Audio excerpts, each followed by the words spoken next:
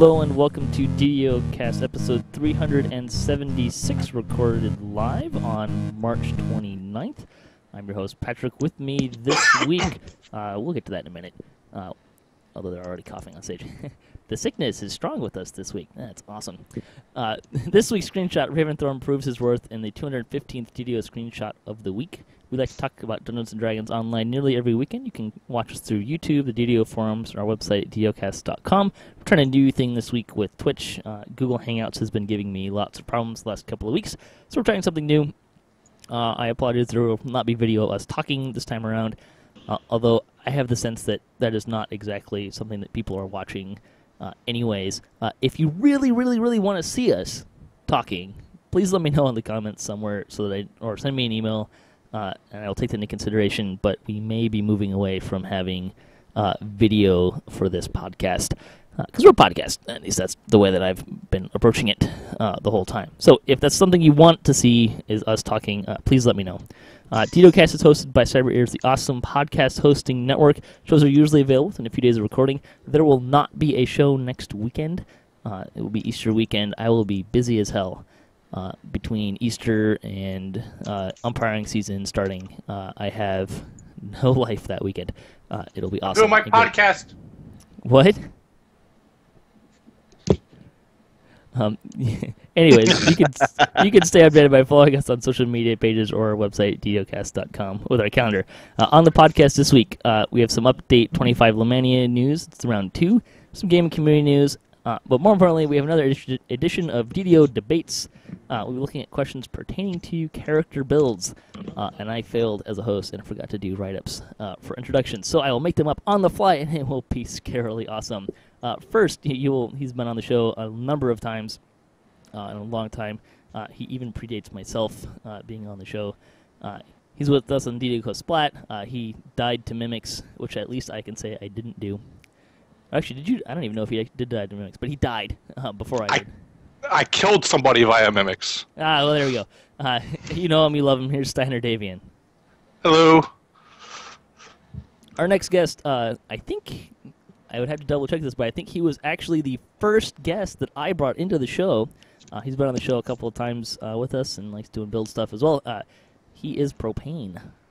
Hello, and I think you're correct. That sounds about right. Been about a year or so now, give or take. It was pretty early. We did the show on Two-Handed Barbarians as builds, which I think was one of the early build ones I did, and then also was one of the... Yeah, I think you were like the first guest I brought on. Well, I remember when you took over the reins, and I'm like, oh, I really like this show, so I'm going to try to help out. I'm not sure if that ding is me or somebody else, but that'd be really weird because the only thing I was doing was typing on my iPad.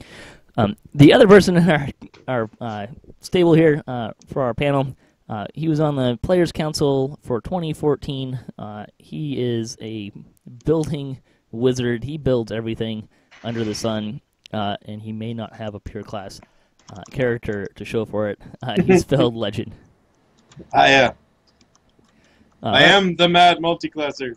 Yes. And he's been on the show a couple times for our builds as well. Let's see. We'll go over the rules really quick. Each guest will be given an opportunity to give an opening statement in a rotating order. Arguments should be creative, passionate, amusing, and factual, mostly, but they should not be mean. That's kind of the only thing that we want to avoid. Counterpoints are encouraged. Interruptions are allowed at my discretion. The winner of each round will get 1,000 XP. I pretty much go all or nothing, although Jerry divided it up. That was his prerogative. Winners are chosen by me based on the arguments given. My decision is final and subject to comment by the listener base, provided said comments are not mean. I will say that again because last week that seemed to be a common problem. I don't mind comments that are, shall we say, critical. However, if they are mean, I will delete them because that's not nice. And I have feelings too. Additional XP may be awarded by the moderator for particularly insightful or amusing points, and if everyone chooses to debate the same point, someone can designate themselves a troll, and if they will receive double experience points while trolling, but you must state that at the beginning of your argument. So, with that, now we're going to get into the really exciting part, and we're going to start with Should we be able to play evil characters? And we're going to start with Steiner-Davion. So in order to answer that question, the first thing you have to ask is what role does alignment play in DDO? For all intents and purposes, it either plays absolutely no role whatsoever or is just a method of determining what your damage reduction or damage vulnerabilities are.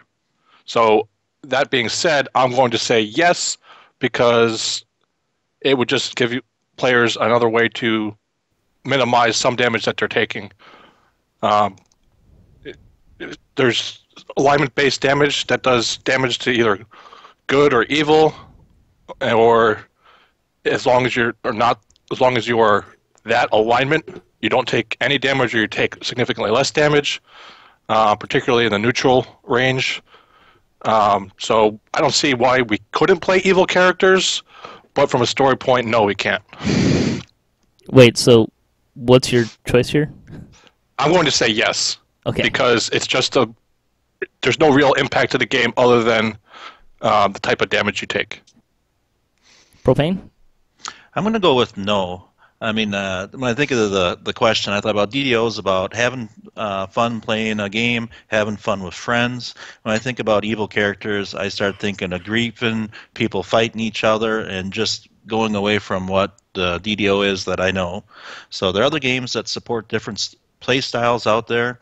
I think you should. DDO is about having fun, gathering for buffs, and getting stuff done. So I'm going to go no. And FailedLegend. I'm going to have to go with yes, especially with assuming everything goes as planned. We're getting Warlock soon. We're going to have at least the Infernal Pact, if not more. Warlocks need to be able to be evil. Personally, I play them chaotic, but out there, you know, most people, you think Warlock, you think Infernal Pact evil.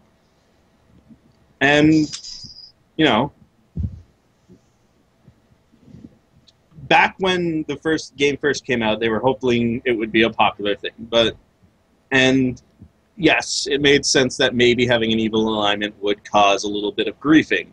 But this is a niche game, and the majority of players are pretty cool. So I don't think we'd really have an issue with, oh, now we have evil alignments, now let's all be jerks. I think people are going to be jerks if they're jerks, and not jerks if they're not jerks. It's just a flavor option that I'd like to have, especially with Warlocks coming up. Floor's open, gentlemen. Anyone have any thoughts, any counterpoints? If we made a list of all the changes and additions we'd like to the game, I wonder where this would fall. I mean, there's so many other things, at least I think, that would be better to spend time on developing or changing. So I don't see the value of adding it. At that point, yeah. I don't think I'd put it very high on the list of things I want to be done. That said, if they stuck an intern on it or something, go nuts. Does Turbine have interns? Well, somebody changed the name of cow to oxen, so yeah. I presume that was an intern. Maybe they're trying to work their way up the ladder. Steiner, do you have anything to add? I think we broke Steiner. Uh-oh. That's unfortunate. Maybe he muted himself and forgot to unmute him. Oh, oops. Yeah, nothing to add that would support having a yes. Yeah. I already said all the reasons why I think it should be added. The one reason I don't think it should be added is because they probably have better things to do. Unless they can stick an intern or some newbie on it.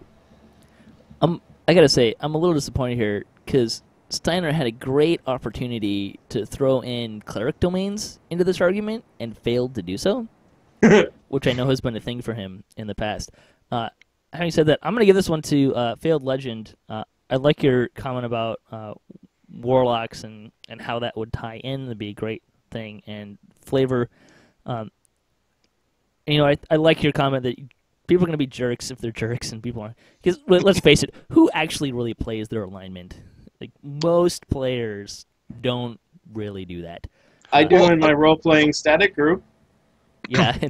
Unless you're in a role-playing static group. If you look at all the quests that are in the game, they're all essentially good aligned quests, neutral at worst. You know, you With could the have brought that up exception during of, your like, argument. 2 point. or 3 quests in the whole game where you're actually going out and killing good people. I seem to recall one where you slaughtered a church full of people. I don't think all of them are good. Well, that's what I'm saying. All but like 2 or 3 are good or neutral aligned quests. There are like the Temple of All or whatever it is in House Fjarland. Yeah, but if you're like, just because you're evil doesn't mean you can't do good things. As long as you play your character, like if you're lawful evil and you're just getting out to go get more power, it doesn't mean you have to do evil things to do that. It is To a get- common, as a side note, You're it's a using the common law to your own misconception. benefit, yeah. It's a common misconception that evil and good denote that you do things that are good and evil, when really it's much more than that. It's more about your approach to, or it can be much more about your approach to a meta kind of thing, or meta viewpoint on the society, and more about how you act within society. And do you act for your own good, or do you act for the good of others as well? I wonder how many good liches we have. Yeah, chaotic evil, you're acting for your own good. Lawful evil, you're acting for the good of others. Well, not Or- so Not much. necessarily. If you're lawful evil, you could want to become like the king of the realm. That would give you tons of power. But you're lawful evil. You obviously want to help out your kingdom. But that doesn't necessarily mean you don't twist and necessarily. use the rules to your advantage. That's lawful Yeah. evil. Yeah. I will close it with, so we'll get on to the actual debate stuff, but if I'm not mistaken, I think like the movie character Riddick is considered an evil character, but he's the hero of the movies, so it's not like there aren't other things. Well, since you brought it up too, Patrick, explain how cleric domains would impact this argument. There's evil clerics. Are there evil domains? 'Cause it's We based on we alignment. have the Dark Disciples. It's true, but if I'm going after memory, because I was never a cleric guy. I don't think I've actually ever played a cleric in 3.5 pen and paper. But I tried as I to. recall, you can have evil. Your domain is based on your deity, which affects your alignment, or is affected by your alignment. There's a relationship there, and there are evil choices. You could also make an argument, if you wanted to go down that rabbit trail, that you could have lawful evil paladins. Which there are rules for that, which could get really messy. But we're not going to go there. Instead, we're going to go to our second question. How can listen be changed to be more compelling? And we're going to start with Propane. Well, I pondered this one for a little bit. I was thinking it would be very interesting if listen would add to your fortification value. So every skill point you had in listen would add you a point to your fortification, because you'd be less likely to have your sneak attack because you'd hear the person or thing behind you. And suddenly all this 75 and 60 and 80% fort items that are randomly dropping in game would have some lot more use. FailedLegend? God damn it, this idea is awesome. Well, while that is a really cool idea, and I wouldn't complain if they did that, I don't think they really need to change the skill. I think they just need to use it more. A couple of the first couple levels have a lot of cool things that happen with your listen skill. It's like, oh, you hear a large group of monsters around the corner. And like, obviously, eventually you'll memorize that, but it's the same thing with Spot. If they started actually putting things in that you needed to listen check for, I think that's the best way to go about it, instead of messing with it like they did with,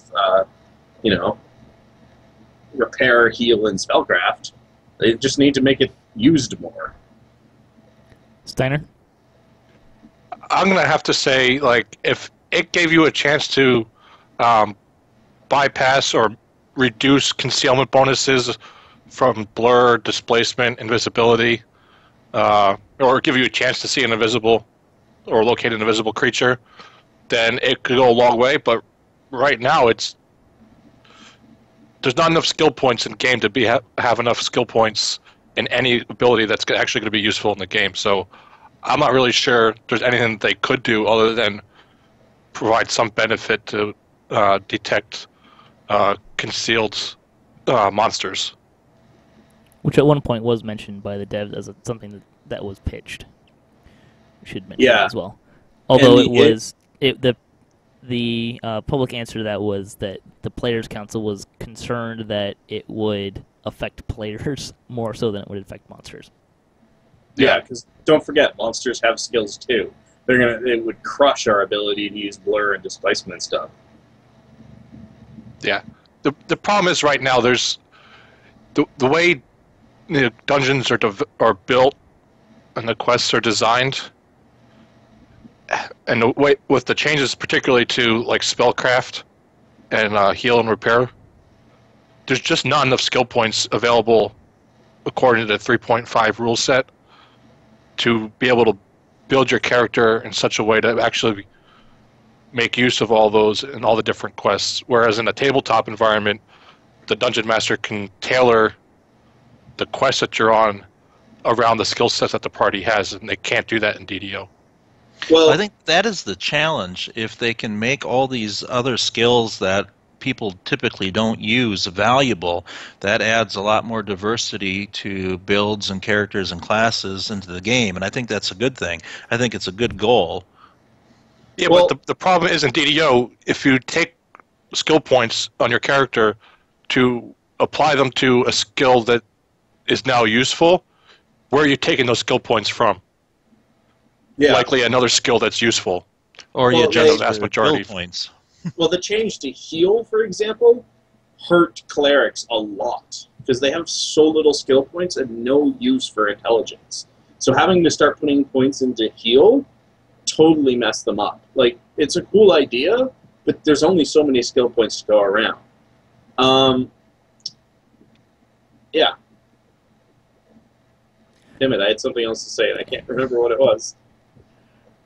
I think I'm going to give this one to Steiner. I think you make a really valid point that more skill points, while it does provide interesting character choices, it's, suddenly do you make players feel that they need to spend their skill points into listen when you don't have enough skill points to go around as it is for a lot of characters. And I think having that, I like what FailedLegend kind of tacked on there, with it kind of being a detriment to clerics.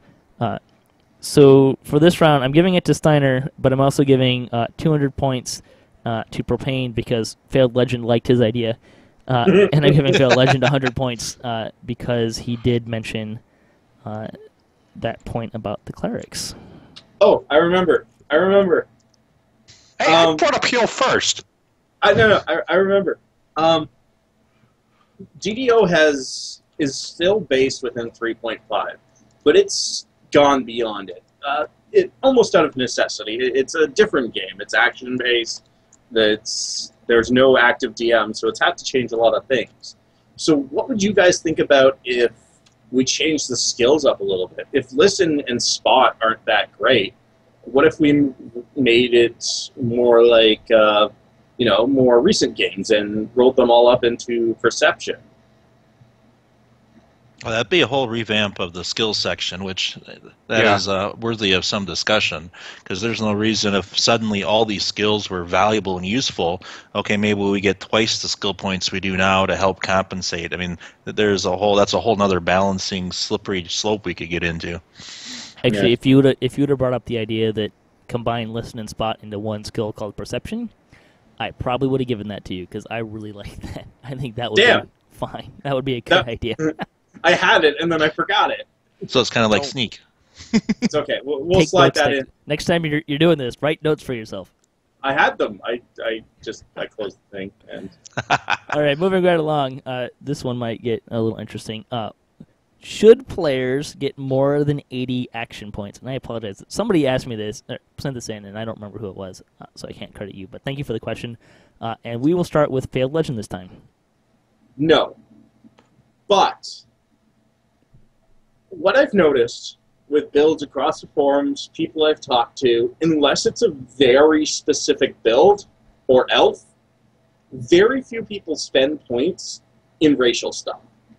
So unless it's like a throw your weight around dwarf build, which is way too expensive in my opinion, because it's tier 4, it should be at the bottom, not the top. Very few people spend points in racials. So instead of making that cost AP, you should get that stuff as you level up. have it level like a class would, except you get your racial abilities based on your character level. An interesting thought. Steiner-Davion? I'm going to say hell no, because if you had 84, 88, 92 skill points, just to increase it by increments of 4, you're starting to get into the territory of being able to get anything and everything that you could possibly want to make your build better. Right now with 80, you have to make really tough choices for your character builds, and to me, that's what character building is all about, particularly in Dungeons and Dragons. Making tough choices to get the best you can, figuring out what the trade-offs are, the pros and cons of every decision, and if you start taking that away, I think you might as well just tack on the big easy win button. Well, They had buttons of winning for a while. they did. Just pointing it out. Propane? I'm going to go with no. Hard choices are part of the game, and it's the devs' challenges to give us these hard choices. I mentioned quite a few episodes ago that the racial trees need some rework. There's some people that dabble in them for ability scores and a few tidbits here and there, but they should become more desirable. It should be harder choices, and that adds to the diversity of our builds and keeping the game fresh. Yeah, and the one thing is, if we 80 is a very specific number. They've balanced everything around that. Namely, it requires you can only get one capstone with 80 because you need 41 points. If you move that to 82 AP, suddenly that's 2 capstones.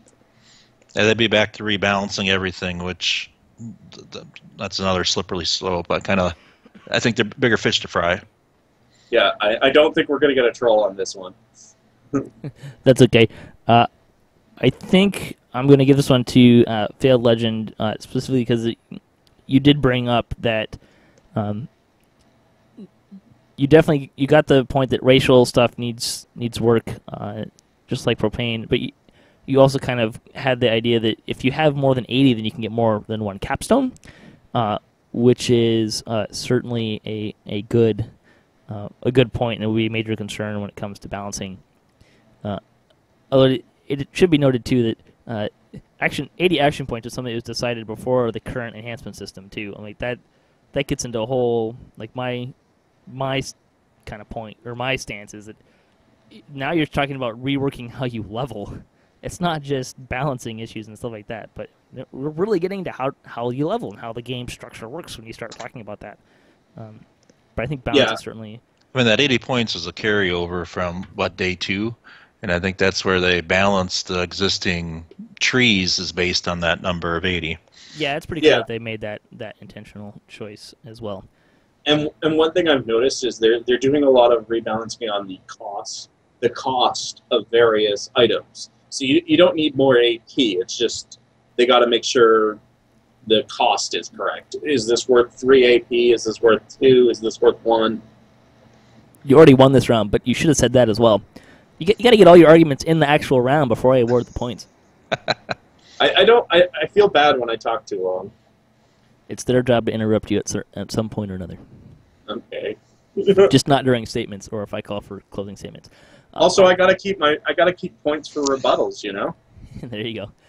All right. Our next question: what is the best action boost? And we start with Steiner-Davion. I'm going to say the human versatility skill boost. Cheater. How is that cheating? I want to clarify here. Are you talking about the actual one that boosts your skills, or are you talking about the multi-selector? It is a multi-selector. One of the options is a skill boost. So you're picking that skill boost specifically? Yes. Okay, great. Oh, okay. Not cheating. Continue. No. Because a couple points in skills, particularly if you're a rogue, can go a long way in terms of being able to find that trap or disable it successfully. Same thing if you're trying to go for UMD. If you're just a couple points off, it's extremely useful if you need to get that raise off or that heal off in time. It just has so many applications to so many different builds, or human builds, that is, anyway, that I don't know how you would not take that one, particularly at the early levels. Are you differentiating throughout this the game? between the other skill boosts that you can get in the game? Because Rogue has a skill boost as well. He's thinking. Well, I would just say that with the human versatility skill boost is applicable to multiple Everything. classes, and not just to the rogue. Okay, Propane? I'm going to go with Sprint Boost. There's several ways to unlock Sprint Boost, and it's fun flying around. I mean, from getting from point A to point B quicker is a great thing, and by point B, I mean bacon. Who does not want to get to bacon quicker? Well, I was going to say, yeah, it's great, but since it's such a short boost, you know, Well, it's I the same length can as take skill 10 more boost. seconds to get to bacon. FailedLegend. Bacon. Okay, so I'm going to start with a little note first. A lot of my builds and characters and playstyle rely on one thing, which is feel. Something can be weaker but feel better to me. I would rather choose the thing that feels better to me.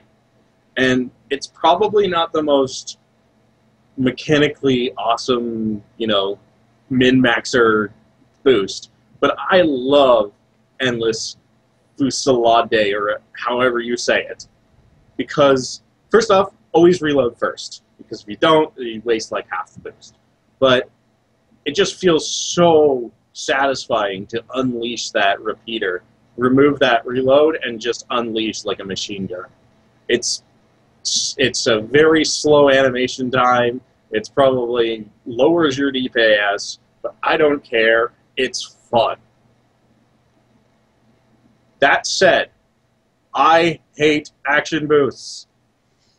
I hate that I have 5 uses. It's super short. I don't care. It's too short for me to care about. Most of the time, I won't waste my action points on them. The only one I like is Fusillade, just because it feels cool. Yeah, I kind of have to agree with his point there about action boosts. I only take them when I have to spend points in the tree to get the thing that I really want in that tree. They're too short. They're usually, 10 or 20 seconds or something like that, depending on how many ranks you The put into standard it. is 20 seconds. Yeah. They just don't provide enough of a benefit to really care about using them. If I remember, I have like an attack boost for damage or double strike. If I remember that I have it, I might click it, but chances are I won't remember I have it in the heat of battle. So Yeah, it'll maybe. go unused. Situationally, they got times to use them. You mentioned the UMD. You talking about when you have traps, when you got stuff to get through. I mean, situationally, they're nice aces to have up your sleeve. Right, Oh. and that's why I like the human versatility skill boost, because I will remember to use that to try to find that really hard trap, or if I want to make sure I get that UMD item off. Yeah, I think I got to give this one to Steiner, because skill boost is special. Because when you're a rogue, most of the time you don't wear your open lock or your disabled item until you have to use it. So you already stop to look at your hotbar, so you'll probably stick that little skill boost beside your disabled device gloves. So you'll go disabled device gloves, skill boost, disabled device. So that one is special because you can usually stick it where you're already going to be looking at your hotbar. Every other one, I'm going to forget about it, except for Endless Fusillade, just because it's so much fun. Propane, do you want to try and throw in a counter argument here? I'm just going to say, who doesn't like bacon? Really, people? Bacon? You want to get faster to get your bacon. But I can use my skill boost to cook my bacon. Except profession is not a skill in DDO. I was going to say, I don't think But there's I can a use my professional- wand of fireballs or to fry that cow over there or that pig over there to get my bacon and my burgers. How does your skill boost help that? I can UMD it now. Fair enough. All right, here's what I'm going to do. I'm going to pull the Jerry here. I'm I'm going to give FailedLegend 200 experience because of his comments about how they're too short. The action boosts are so short, you kind of forget about them and end up not using them and not caring about them. I'm going to give, let's see, how many points do I have here? I'm going to give 500 to Steiner. I'm going to give 400 to Propane. That's 1,100 skill points, or XP. Yeah, I don't care. Don't correct the moderator. I'm allowed to give bonus XP, so. He's the GM of this moderator. GM rules always are right. The rules are my rules anyway, so I get to break them as I see fit to. Anyways, Stop rules, Laurie. I like Steiner's argument that you remember to use your skill boost, but I think Propane's people love sprint boost and using it and running faster. I mean, that has been a consistently popular boost all the way through. And just a question. I thought that didn't stack with most things. Sprint boost. I thought it was just an enhancement boost. I'm not exactly sure how its stacking works, but I do know that if you use it, you end up running faster, which I think is kind of the key thing there. And I think part of the reason I'm not giving as many to Steiner is you picked the human one, and then you said a whole bunch of things that the rogue one would be more applicable to rogues. You didn't really sell me on why the human one was better than the rogues. It's because it's applicable to all different kinds of builds. Yeah, and then everything that you used in your argument was UMD and trap skills. You used a whole bunch of UMD for bards, artificers. But most of it any build that wants to take UMD. I build most of my builds with UMD if I have a decent charisma on them. I'm going to have to go with him here. It's us outside of rogues, I probably wouldn't use it or artificers. Outside of trapping, I wouldn't use it very much. The only person I would really use it on is my dwarf because he's 1 point shy of using the weapon he wants for UMD. So I'd use that for a single level until I level up and get my next point. You can use it on dwarf. The one he's saying you can't use a dwarf anyways because you'd be human. I know. Anyway, I'm just saying. We're going to move on to our next question Right. because there's more questions to get to, and now we're kind of getting a little on the nitpicky side. So the next question: what weapon style is the most fun? And we're going to start with Propane on this one. Well, I'm going to go with the Fury of Blows, the unarmed monk fighting style. It is a lot of fun smashing and kicking stuff with your hands and feet. And by using the Fury of Blows, it takes you one step closer to ascending to a Chuck Norris level. And who has the best fighting style? Chuck Norris does. Boo. I say he automatically loses because Chuck Norris just reached through the computer and sidekicked him into the next chapter. I say he automatically. The Chuck Norris? I say he automatically loses for mentioning Chuck Norris. That is such an old joke. Please don't mention Chuck Norris. Bad. Bad Propane. FailedLegend, what's your weapon style? Okay, well, first I got to give an honorable mention to repeaters. Repeaters are fun. Endless Fusillade is awesome. Push to the side. Two-handed fighting with a bludgeoning weapon of some sort. First off, the quarterstaff's animation, unique and awesome. That said, I love bashing people with my great clubs. But devs, please make my great clubs bigger. They look like baseball bats. It's a great club. This thing should be massive. The mizzen mast, that said, the mizzen mast, awesome. I have cosmetics that on everyone that uses a great club. I love that art design. Whoever made that, I love you. Please make more like that. I love bashing. He wants to have their baby. I'm going to say sword and board just because it's a lot of fun to have people say to you, what the hell are you doing? just drive pugs crazy because you're using sword and board. Is that still true, though? I mean, with Yes. Vanguard and the other stuff, it seems I think it is because there's just not enough added to the sword and board, and it just drives people crazy. crazy. With the PRR, where stuff are running now, you see a sword and board, you're like, that guy's going to be alive. He's still going to be here. Hey, I still have people getting upset that my ranger isn't using a bow because it has range in the name. So yes, people are still negative on sword and board. So what I want to know is why your style is better than the other two. Me? Because All of you. Convince me that I should pick your style over the other two. It is more satisfying taking your fist and putting it through that barrel, through that guy's chest, than getting with this in-between piece of steel or piece of wood. It's much more of an impersonal delivery and venting of how your day went. I have But 3 our more monk feats. is better. I have 3 more feats than both of them because mine are complete useless. So that means I have 3 extra feats. I'm going to say that sword and board is better just because of the PRR changes. Is better than anything else because how can you have fun if your character's dead? Good idea. I don't even care if I lose. My great club is awesome, so man.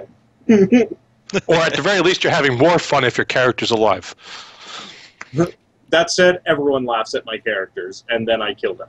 Or do better than them. So I'm curious. So why bludgeoning over slashing? Why are you kind of camping out on bludgeoning? I don't know. I've just always liked when the few times I play a cleric, especially like for the Baldur's Gate games, for example, I'm still stuck on the whole clerics need to use bludgeoning weapons. That's just I know it's for a very limited reason, and it hasn't been like that forever. But I still give clerics bludgeoning weapons. Just that's iconic to me. That's from the same time period as Chuck Norris. You're blasphemy here. I've always hated Chuck Norris. I don't care what time period it is. That's so dumb. Such a I'd say with bludgeoning weapons, they just make the visuals. Particularly if you watch like a movie that uses bludgeoning weapons, just like the idea of just the damage that a bludgeoning weapon does to somebody.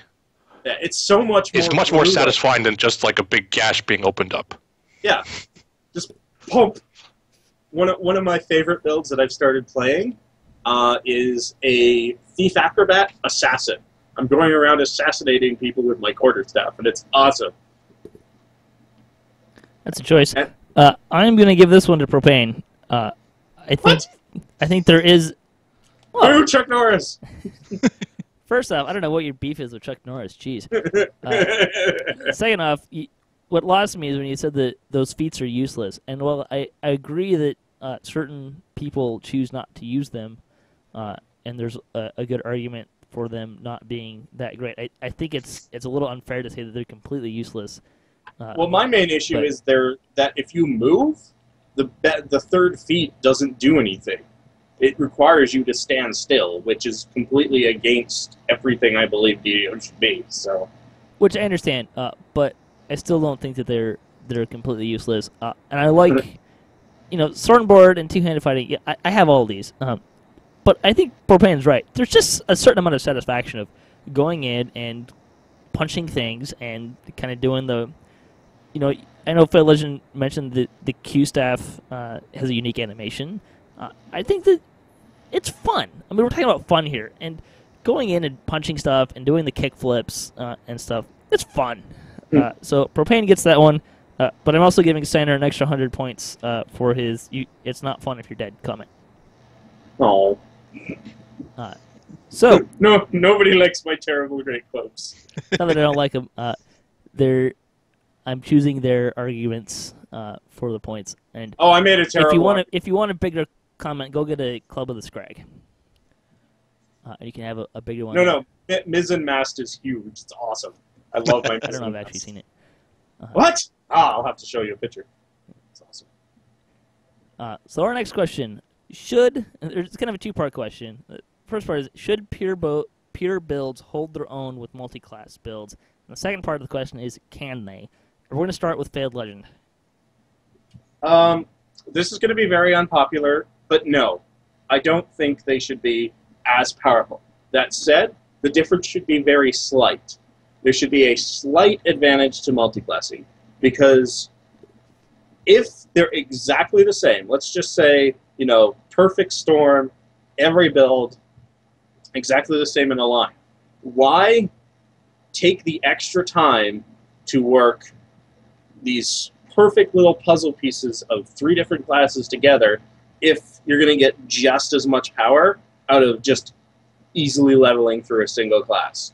It's a lot simpler to do a pure class, so I think they should be very close, but multi-classing should be slightly ahead just to give that little extra kernel of satisfaction for that extra work you did. I'm going to take FailedLegend's argument and turn it back on them and say, at the very least, they should be even, and pure classes maybe should even be a little bit more powerful because you're focusing on one thing instead of splitting your attention and your studies onto multiple things. And DDO is all about having build choices, so which should mean pure builds should be no less powerful than multi-class builds, so that you have more options. You have to make that hard choice. Do I stay pure or do I multi-class? Do I really want this ability from this class here on my otherwise pure character? You have to have build choices in order to make this game interesting, and that's what D&D is all about, making those tough build choices. So they should be at least as powerful as multi-class, if not more so. I'm going to have to say that one, they don't feel like they're as powerful or more powerful than multi-class characters. Multi-class characters definitely feel more powerful throughout the game. Propane? Well, this goes back to what role you're designing your character to fill. If you want to be the best at something, pure class is the way to go. If you want to have a little more flexibility, you're going to take away from that top tier of being able to tank or heal or assassinate and do traps, and you're going to water down that ability to gain some other ability that will give you more versatility. But if you want to be the best you can be at doing one thing, that's where you got to go pure, and that's when you make your name for yourself, being able to do X, Y, or Z. And as about as powerful, you'll be more powerful doing that one role. You lose out in flexibility, but for getting job A done, pure's the way to go. I'm going to have to disagree with both of you. Just because you're one class doesn't mean you should be the best at one thing. If you want to be the best vampire, for example, there's no way to do that currently in DDO as a for example, a single class DDO wizard. DDO, a single class wizard. Your best bet is to go cleric wizard and then splash something else. That's one thing. That's vampire. So that I don't think if you want to be the best cleric, then sure, go 20 levels of cleric. But do you want to be the best at one thing? Well, you're confusing roles and classes. You can have a specific. There's a big difference there in that discussion. Yeah, so I think you're talking about. You're right. There is a difference between classes. A single class has several things it should be good at, not one thing. I think multiclassing, if you want to do one thing, it's better to multiclass, both in PnP and DDO, than to say single class. Because a single class has multiple things it's great at. If you want to focus, multiclass is your best bet because you're picking out certain things from each class, all aiming towards the same thing. Unless it's a flavor build, in which case it's usually all over the place. Which is, But I don't think that multiclass necessarily does that for any single type of thing you want to do. In certain circumstances, I would have to agree. Multiclassing does make you a little bit stronger in a particular area, but that doesn't hold true across all areas and all roles that you want your character to fill. When you look at the 20th level capstones, some of the capstones are better than others, but typically it comes along with a pretty nice stat bonus. And at the end game, those stats, those make a big difference at the end when you get the +2 or +4 or +6 to a stat by staying pure. Okay, so I'm not looking up DDO Wiki or anything, but say for example, one of the barbarian capstones give +4 to strength, or I could slash a couple levels of fighter and pick up defensive stance, which gives me +6 strength and +6 constitution. At the cost of some rages, or what's the cost? You're not going to be as much more of a barbarian. You're going to be more of a tanky there. You're going to water down your barbarian then. Yeah, but my barbarian fighter is a fantastic tank. So what are we looking for? A better barbarian or a better tank? Well, that goes into the initial question is what is the ultimate goal for your build? If you're trying to be best at a specific thing or if you're trying to be okay at several things. Yeah, so what I'm trying to get across is, in my opinion, there should be no difference as far as you're concerned between a single class and a multi-class. They're just builds. This is what you want your thing to do. Does Cleric 10 plus Cleric 10 work better than Cleric 10 plus Fighter 10? No, do you get what I'm trying to get across? Yeah. They work differently, and I'm a big multi-classer.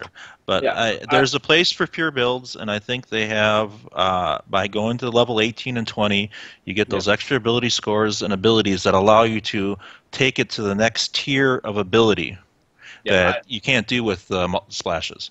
I just think there should not be a separation between single class and multi-class. It should just be another build option, not necessarily superior or, as you guys call it, pure. It should be. It's to me, that just sounds like you just supported what I just said. They should be no less powerful, and they should be just as powerful. So they should be equal. I'm just saying that it's another build option. But it's a lot, like I said earlier, it's a lot easier to make a single class. A single class build I can make in like 10 minutes. A proper multi-class build can take me 8 hours, days. It takes a lot of research. So I still think that should be rewarded. It's easy to make a single class build. It takes effort, skill, and mastery of the system to create a proper multi-class build. That should be rewarded. But they change the game so often that you're at the whims of whatever rules they change every 6 months. By going pure, you're going to be more stable as the game ebbs and flows and changes go out as time goes on. Yeah. Look at the classic Batman build. That's a perfect example. You know, it was great to multi-class to be able to do that, and then all of a sudden the rules changed, and those characters had to be basically scrapped. So at this point, you're agreeing with me. It's harder to make, and it's dangerous to play. So there should be some sort of incentive to play over a single-class build, which is protected from most screw-overs due to minor changes. And it's harder to build. I wouldn't say that the risk should be rewarded in that sense. Hell, absolutely not. The player's taking a risk, knowing that the rules could very likely change on them. So they shouldn't be rewarded for that. So if in the long term, anyway. So there again, back to perfect storm, where multi-class and single class are perfectly balanced. Why would anyone take the risk where it's very easy? I've had to re-roll several times because of minor rule changes which had very little to do with my classes, but somehow broke them. Why would I risk that if single classes are just as powerful? Why would I go for the risk? Well, you want to risk it for the flexibility. You have more flexibility. Yeah, multi-classing is about flexibility. Versus the ultimate tier of whatever profession or role you're after. Yeah, but again, I don't agree with multi-classing is about flexibility. Often it's about having less flexibility and more focus. Because you're pulling exactly what you need from several classes as opposed to having a package from a single class of several different things you can do. Okay, so this is a really good, really interesting and fun little debate here, and you all are making very excellent points. So what I want here is a closing argument from everyone, but I want it to focus on less on should they and more on can they. Does that make sense? Because most of the discussion has been about should they and theoretical. In the game right now, can pure builds hold their own with multi-class builds? Go. Who do you want to go first there, I bud? don't care. We're being Who's polite. ready? Steiner, go. I'm going to say really that pure class builds I don't think can hold their own at the moment, unfortunately, because there are certain roles that multi-classing is definitely an advantage if you want to do that. I say pure builds can hold their own. They are more stable, more solid. Typically, depending on the class, they're as powerful or more powerful than the low-hanging fruit that you can pick from other classes. And the extra stat points you get at that level 20, they're hard to pass up those stat points. That's huge. I'm going to go with it entirely depends. Some of the capstones are terrible, don't work. Others are fantastic, and it's really hard to multi-class, especially with any of the DC-based classes. It's hard to lose those DCs. Like the Rogue, Mechanic, and Assassin are both very hard to multi-class because you need to keep those DC high. But something like the Fighter, I don't think I've seen a pure Fighter in years. All right, I'm going to pull in the Jerry here. Those fantastic arguments. I'm going to give 600 to FailedLegend, and the thing that swayed me more compelling for him was where he said it really depends on what you're doing. And I think when it really gets down to the nuts and bolts, that's where it really comes in. Steiner and Propane, I'm giving each 200 points because again, really fantastic arguments, really good, solid points all the way around. So great job. It seemed to get a lot of discussion going in the chat too. So appreciate that. Now let's move on. Hey, but what about my bribe? You said in the chat that you were going to vote for me because of my bribe. What the hell? I voted for you. I was voting for you at that moment. I'm above bribery. Our next question. Are tanks required for high-end game content? And I apologize again because I don't remember who sent me this question. But are tanks required for high-end game content? We're starting with Steiner-Davion. I'm going to say no. I don't think they really are because the tank that role can be filled a couple different ways or bypassed a couple different ways depending on your party's makeup. So generally speaking, I don't think you need to have a tank because there are if you don't have one, there's ways around it that aren't very difficult if you have the right party makeup. Propane? I'm going to say yes. The most dangerous monster in the game right now is the lag monster. You have a good sword and board tank setting in sacred ground. You can lag for a minute, and that tank will have enough PRR and healing. It will survive whatever happens during that lag monster time. The rest of the party can wipe, and that tank can start raising a person or two and save the raid. You almost need a full tank right now with the way you get those big lag spikes in some of the high-end raids, just for the preventing of the raid wipe. What about lag monster aside?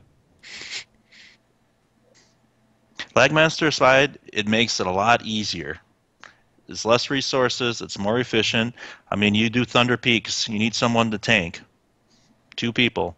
You do Elite Fall of Truth, you're looking for a tank or 2. I mean, it's one of the skill positions, and for the end content, especially the raids, people are still looking for tanks. They got a job to do, and they're a critical part of the game. FailedLegend?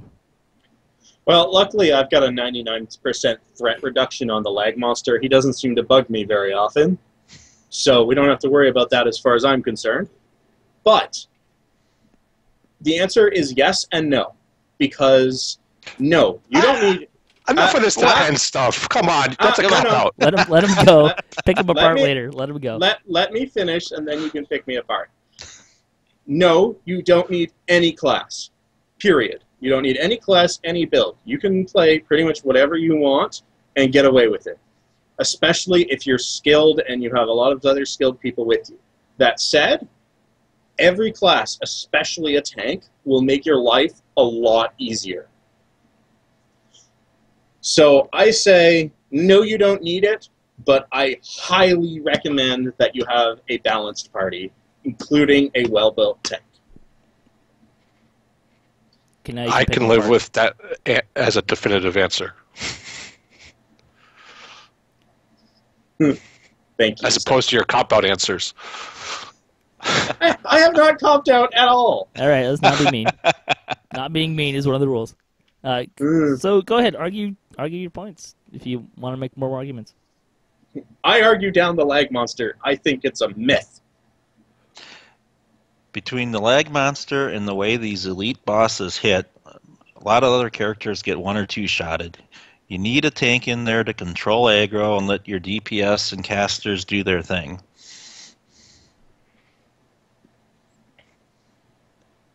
Any counterpoints? He's winning right now, handily. Just gonna say it. You got to take the lag monster. I'm not even considering part the of the lag monster.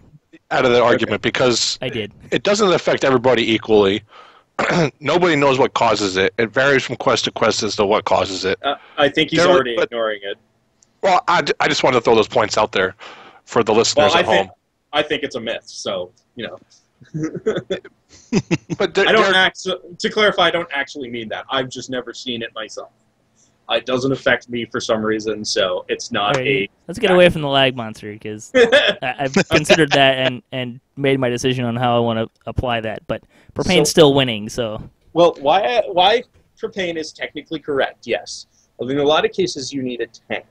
But the thing is going back to the thing is the way people build their builds nowadays, everyone can heal themselves. Everyone's pretty tough. You don't see people running around with like 6 or 8 con, and if they do, they probably don't live very long. And so, while it's nice to have a tank, and it makes things a lot easier, especially with me who plays in a lot of static groups, we tend to have very balanced parties. But that said, you still don't need a tank. You can get through pretty much any quest in the game without one, as long as you have well-skilled players.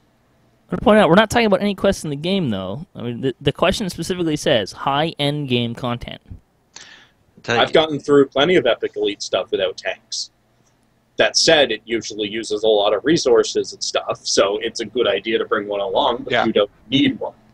Again, the question says, are they required? No, they are not, because there are ways around needing a tank. But yes, a tank will make the quest easier at the high end. But they are not in a lot of cases, but it's not an absolute must-have. So if you don't have a tank, you ask someone who can tank or kite. It's not a specific build, so to say, as a job function. That was the argument I was looking for. Propane wins.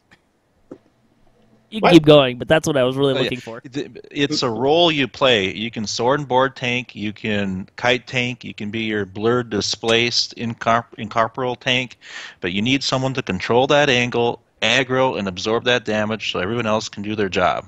There are many ways to do it. So question, if my wizard casts hold on the thing we need to tank, is my wizard tanking? So the reason why I'm going with... It's an interesting question, Yeah, the reason why I'm going with Propane here is I would say no to your answer. He's doing crowd control. That's different. But the things that kind of sway me towards Propane's argument here is he talked about elite bosses, which specifically Thunderholm raids, which is I think at this point as pretty much high-end game content as you can almost get. He talked about people are always still looking for tanks. It certainly makes things easier and efficient, and what he said. It's not necessarily that you're required to have a quote tank build, but you still need the way that everyone runs those raids. That high end game content is there's still someone at the front taking the damage so that other people can do their job. I think that is I think a clear thing that is in the game. Now, do you absolutely, positively, 100% need a quote tank build? No, but the way that everyone runs those raids, they have someone tank the dragons. But the question was required, not usually. Yeah. Yeah. But you're still. That's what I'm saying is his argument is that yes, because you need someone to to do that role to let everyone else do their job in that high end game content. So I'm giving it. But I've seen wizards solo those quests. I couldn't do that. I'm not that good of a player. But I've seen people solo that quest as a wizard, and there's no way he's tanking it. He's usually using something like Hold Person, or he's throwing something else at it. He's not tanking it. He's using alternative means to get around it. I'm still picking him.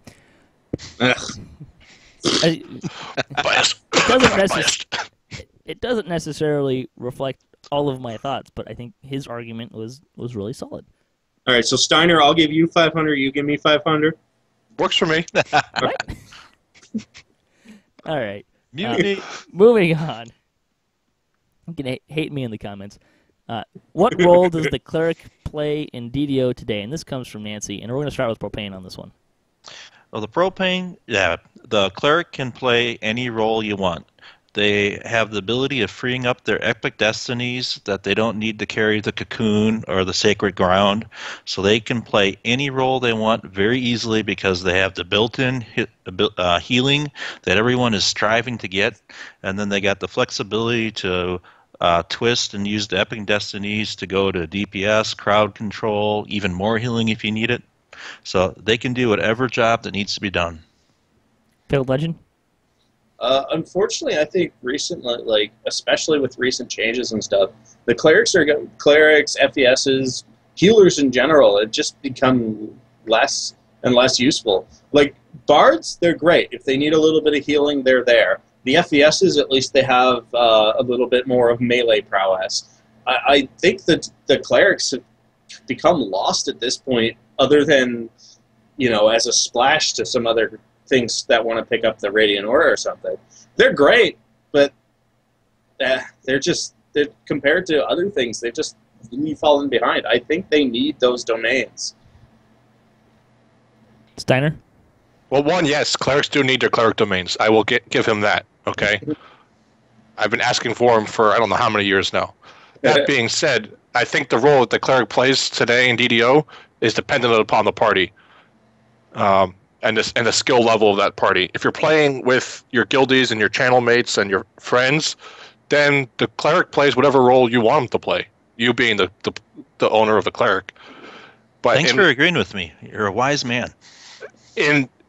But if you're doing more pugs and you don't know these people, I think a cleric tends to be considered more of a nanny bot in those type of situations. And people are going to want you to be the healer because people I think, are generally lazy, particularly in DDO.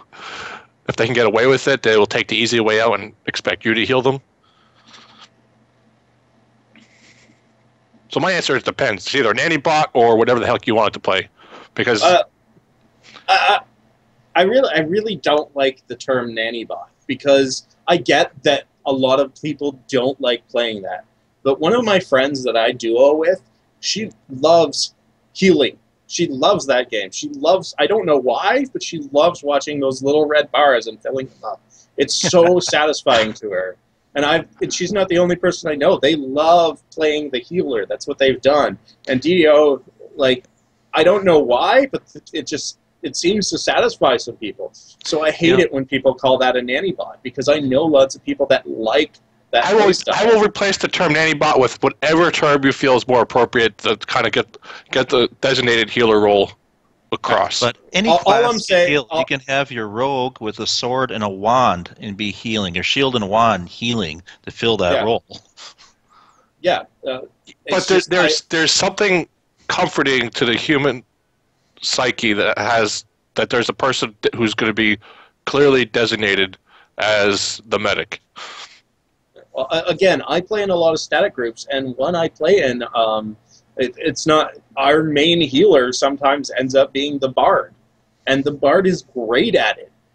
I'm running around on my barbarian or my dwarf tank or my dwarf fighter, and I trust that bard to heal just fine. It's just clerics, they aren't they don't have that I'm the best healer anymore. They've lost that because bards are good at it. Paladins they're just fine, Even with wizards are starting to take care of themselves. Most of them are pale masters. Well, I would agree with you about paladins if they made one change to heroic paladins, and that would be to give them a regenerating lay on hands. Again, it goes back to what role you're wanting to play. The cleric can play any role they want, and they have the freedom to be able to dabble and focus on other things because their innate healing ability is what everyone else is trying to work in somewhere, and they get that in their core. So if you want to go all DBS or crowd control or whatever you want to do, I think it's the most flexible because you don't have to be scrambling to try to heal yourself. Oh, I'm not arguing that they're not a versatile class. They are. I've plugged them into so many of my multi-classes because they're good at everything. They're great for cherry-picking stuff. But I just feel that at today's DDO, they're a very weak class compared to everything else. I'm not saying they're not versatile. They're just underpowered. And I have to agree with some comments I'm seeing in the Twitch feed. You know, again, are we talking heroic or epic? I think considering all of the above. I think if you look at it from an epic point of view, I have to agree with what Spasm's saying. Is that if you're a mainly cleric character with mainly cleric type epic destinies, then your role is going to be more. The role you're going to end up filling is be more of the medic. Whereas if you're looking at more heroic content, then you can do whatever you want to do. If you want to be the medic, you can do that. If you want to do DPS and forget about healing, you can totally do that too with your spells or crowd control. Or you could do a combination of the two, however you want to spend your spell points. So here's my question to maybe get a little bit of separation between you guys. Do you? I get that you're saying that they can be versatile. You can do pretty much whatever you want. Do you think the player base allows for that? Do people let clerics do that? That's the question I was trying to answer. And clerics are not like they're not a wanted class anymore. It used to be. They used to be able to act like gods. I didn't think this was a good thing, but they used to be able to act like everyone else was there to be in their party. They used to be able to act like that. I don't think it should ever do that again, but now I don't think they really have have a place. I disagree with that. If you have the LFM up, or are you playing with guildies and channel mates? If you throw up one at a time here. Propane, what were you saying? I said if you throw up an LFM and a cleric hits your LFM, are you ever going to turn down a cleric for a raid or a quest? Unless you got four of them already, you're not going to turn down a cleric. That's a bad question because I just accept the first 5 people that join my group. Steiner? To what FailedLegend's saying is, are you playing with pugs or are you playing with your friends and guildies and people in the channel? Because I think there's a very distinct difference between the two grouping mechanics. Let's assume that in static, I'd say clerics are a lot more useful. In pugging, I don't think so. I think I'm going to take the question. I'm going to direct the conversation and debate towards pugging because static static's a bad microcosm for what roles does it play because you can get away with a lot more in that. But we're talking focus it more on pug scene or large guilds. Large guilds. What role does the cleric play? I think none. I think it's going to be more of the designated healer role for the vast majority of pugs out there.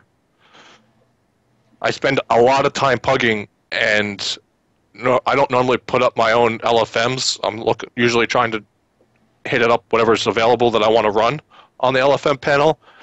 And generally speaking, in most cases, the leader of the LFM will want and wait and wait and wait and wait till he gets a cleric or a favored soul for that healing role. The difference between running a Fall of Truth or Fire Thunder Peats on either normal or hard is if you have a cleric in a group. If we have a bunch of non-clerics we're filling up, we may say, let's just get this done and we'll do it on normal because it's risky doing it without one cleric. You get that one cleric in the group, it boosts the overall confidence. You get obviously the healing with the cleric. Even if it's a melee focused cleric, you still have the healing of it. That it's like, all right, we'll do this on hard now. Well, when things start going pear shaped, the cleric provides comfort. Or flak. When I do pug, what I've noticed a lot recently is clerics don't really quote-unquote heal anymore. They run around with their little aura, and people run up, stand in their cloud, heal up, and go back to what they're doing. Especially if they're a melee cleric, because then they're right up there with the barbarians and stuff. So I wouldn't say they heal anymore, they just have their aura going, and they... I would say that most pug clerics don't understand the concept of how to properly use the healing aura. Because I see pug clerics turn it on all the time, and it's impossible to stand next to them. Because they're only concerned about healing themselves with the aura, and they're not letting everyone else come up and take advantage of it unless you're really good at running alongside them. And apparently I hang out with different people. So I'm gonna make my ruling here, and I'm starting to see why Jerry's trying to break this up. Because I'm gonna give Steiner-Davion 700 points, and Propane 300. Here, I like the points you guys were making, particularly when we started focusing more on pugs and the idea that whether or not you have a cleric in your party does have a lot of impact on the decisions that people make on what to run. Now, maybe not people at at my level and people sort of kind of in my echelon of where people are playing and what they're doing, but I even saw it today. There's an LFM up for Vaughn 5 and 6, Epic Hard, and they were looking for a second cleric. No, Wasn't that my point? What the heck? Wait, you made that point too, which is why I'm giving you some of that points there, Propane. But I think, that point that you made specifically is why you got 300 experience. But I think my only point really is clerics need some help. They need help. They've fallen behind. They might. So someone said that they're not the best healers anymore. I'm curious what you think is. It's not that they're not the best healers. Their aura is great. They have heal spells, but it's just they're not. You can build them all three ways, but you need to build them in a direction. They can't really do all of them. They don't have enough feats. They don't have enough. They have no skill points. They have nothing else. They're just divine healers. Every other healer out there can fill their slot and do other things. Yeah. You can be a bard and cover the healing role as well as being a swashbuckler. You can be an FES and have all your crazy FES stuff as well as being a healer. Clerics that need to focus on healing. They need to get they need to focus entirely on getting enough turn undeads to be able to maintain that aura. So all of their focus goes into healing. Or they can be like a melee and then they have an okay aura that they occasionally use. If clerics tried to spread themselves out, they quickly gimp themselves. Yeah. I think you can get away with two things on a cleric. You can be a melee or a cleric, or you can be more of a caster type on a cleric, which is what mine is. And I've seen both, although not necessarily recently on the melee side. But anyways, we're going to move on to the next question. Domains! Which is... Okay, go ahead. So this is the last question, and as the scores stand, Propane has 3,100 experience, FailedLegend has 29, and Steiner has 25, so it's still anyone's game. I'm not losing? Sweet! Nope. And the last question... I have more XP than that. The last question I thought I had less. Is true reincarnation still worth it? And we're going to start with FailedLegend. I have never... I don't think it's a bad thing. I understand why other people enjoy it. I have never enjoyed the MMO way of doing things. I know this is an MMO, but as far as the whole level all the way up to 30 and stay there for 6 months doing the same thing over and over again, it's called endgame. Doing the PvP and all that stuff, I don't like it. So the fact that DDO introduced TRing set this game for me. If it wasn't there, I probably would have stopped after I capped my first few characters. having that TR system, getting that little bit extra, like I'll never build to get a particular past life feat, but when I've finished that, I'll usually think of my next build based on what past life feats I have. So I love the TR system. Like a lot of people are clamoring for endgame and stuff, so they probably won't agree with me because they want the endgame. I don't care about the endgame. TRing is what makes this game for me. It's why I'm still here. Like 50% of this game is making builds. If I'm going to hang out at the end, at the end game for the whole time and not TR, then I'm only playing half the game I want. If I get to TR every 20 or 30 levels, depending on whether I'm playing an epic capable character, I need that TR system. So I don't know about other people, but personally, I need that system. Good point, Steiner. I just want to clarify something. When you say TRing, you mean heroic TRing, or you just mean TRing and heroic and epic kind of mixed together? This question is asking about true reincarnation. I think this one also came from Nancy. I should mention that as well. Oh, I was referring to both. Oh, yeah, okay. It does ask about true reincarnation. It depends on whether my character is epic capable or not. Some of my characters would never make it into epic. Yeah, so I'll say, for clarification's sake, it is asking specifically about true reincarnation, which will carry more weight for me when making my decision. But feel free to use epic reincarnation as part of your argument. That's fine. Okay. It just may not carry as much. And I didn't get from FailedLegend here that you were making much of a distinction between true reincarnation and epic reincarnation anyway. The only difference is whether I stop at 20 or 28. When I hit 20, when I hit 28, I do an epic and then a heroic. Like I do it together. It's not. I don't do the 20 to 28 cycle. That's boring. Yeah. So I just want. Yeah, that's exactly what I kind of wanted to hear, because I plan on generally doing the same thing. If I'm going to epic TR, I'm going to immediately proceed it or follow it up with a heroic true reincarnation.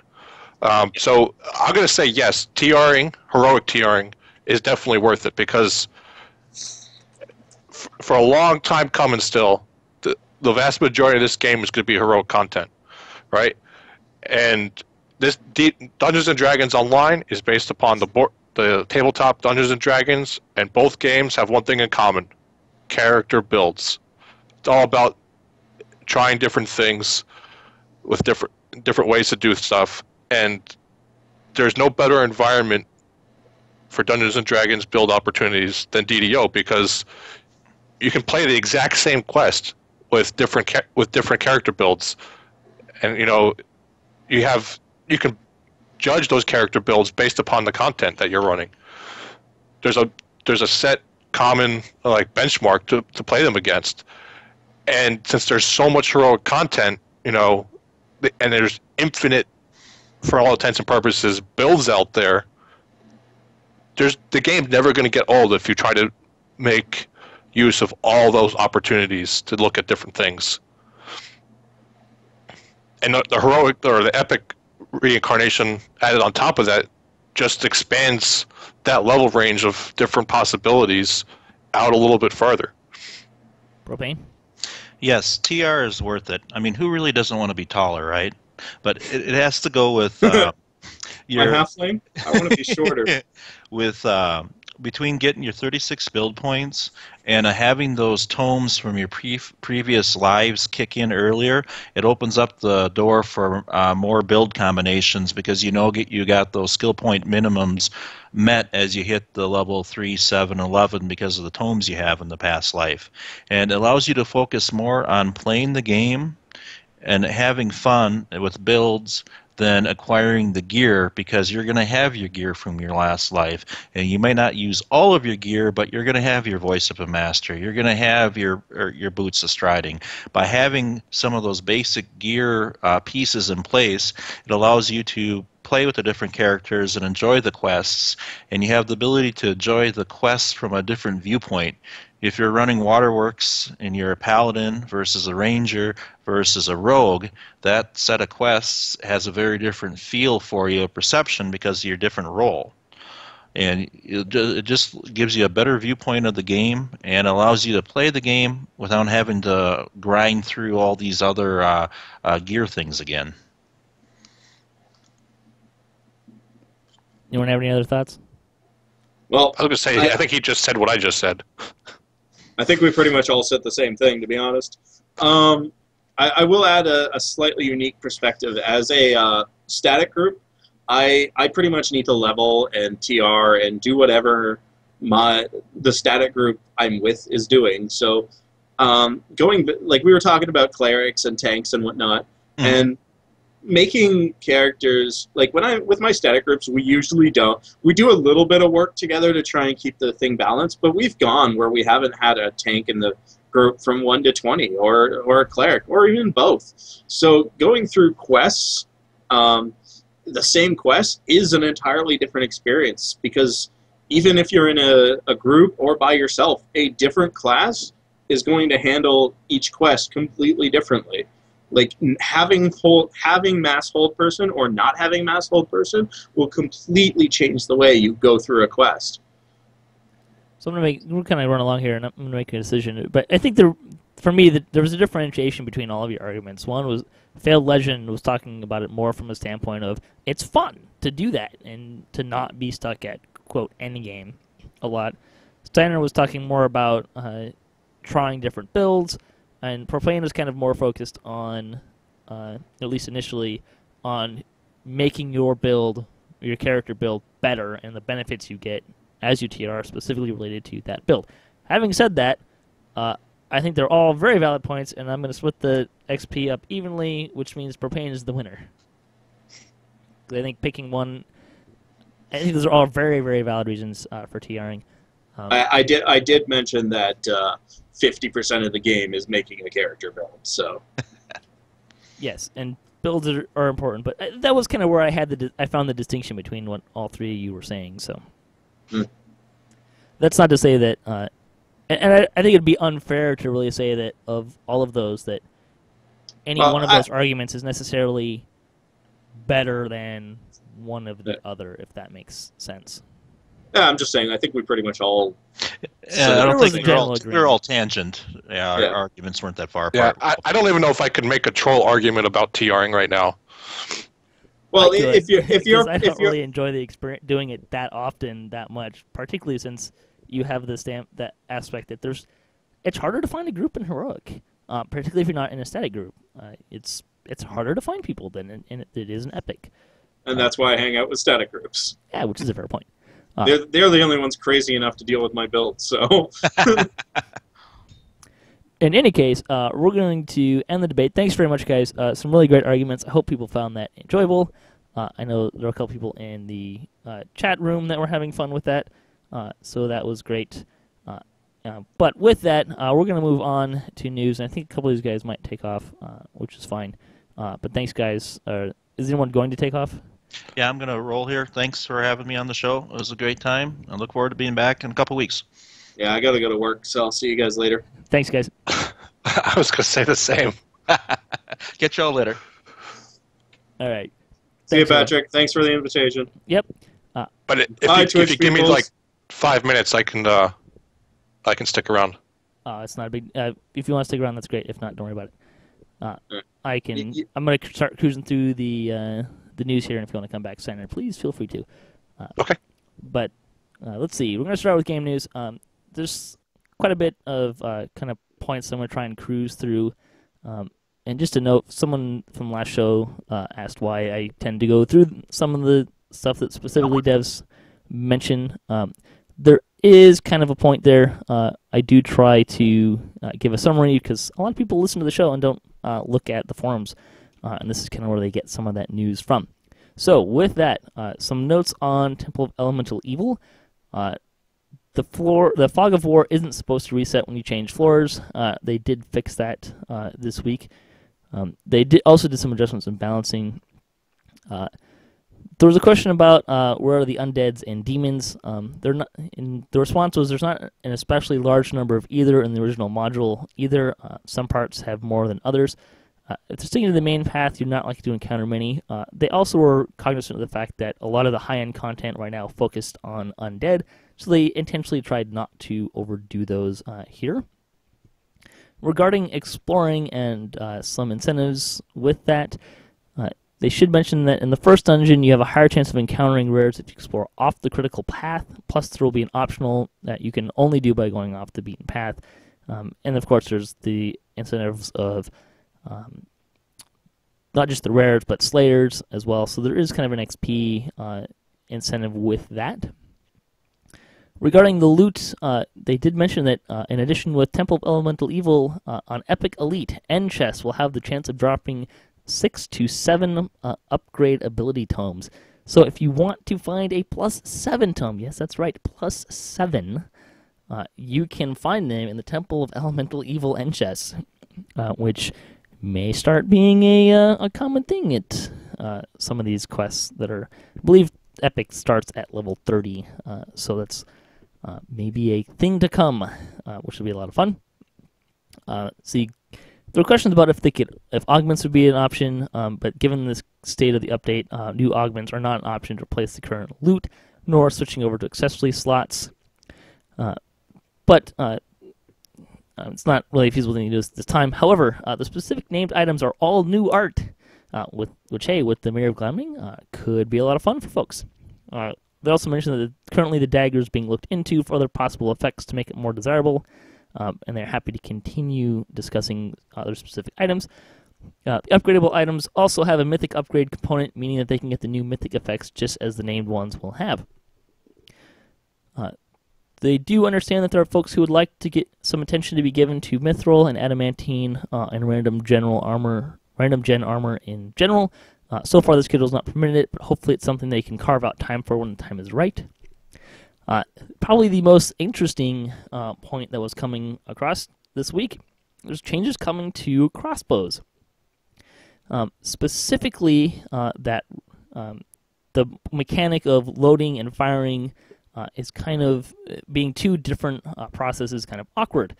Then that kind of affects particularly what they're called Q-activated effects. So those are the attacks that you have to activate by pushing a hotkey.